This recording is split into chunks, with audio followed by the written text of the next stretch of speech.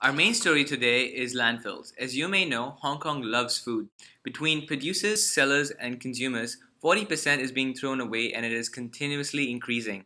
If we continue like that, the pizza you order from Pizza Box should be directly delivered to the dumpster, as they should, but that's not the point here. The pizza ends up in a landfill along with more than 13,000 tons of garbage each day, and that's an equivalent of about 850 big buses. An endless flow of waste, making HK the biggest producer of waste in the world, with a yearly average of 530 kilograms per citizen. Do you see a problem here? All that waste aggregated decomposes anaerobically and creates methane, a greenhouse gas 20 times more potent than carbon dioxide in capturing heat. The city's 3 landfills are said to be filled up by 2020, and no viable alternative solution has been presented. While an extra facility can be built in 2 years or more, experts say that waste can be piling up in streets within 7 years if Hong Kong keeps wasting at the same rate. But we have a solution. It's anaerobic digestion.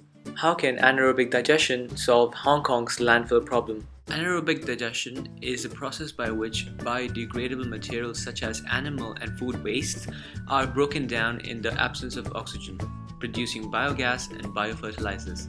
So this revolution starts right from your residence. By dumping all the food waste in a separate dustbin, you help save time and cost for offsite segregation.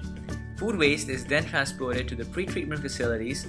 After treatment, the waste is sent off to the anaerobic digesters. In the digesters, microorganisms will feed on the organic waste for 2 to 3 weeks at 35 to 55 degrees Celsius, converting it into biogas and leaving behind the digestate at the bottom of the tank. Take the digestate, add some agricultural waste like leaves and flowers, sprinkle some water and let time and microorganisms work their magic. Thanks to a process called fermentation, you can now have a biocompost from all the pizza crusts you threw away, speeding up the growth of more tomatoes than you can possibly consume in a lifetime. The showstopper, however, is the biogas, which is made up of 65 to 85% methane.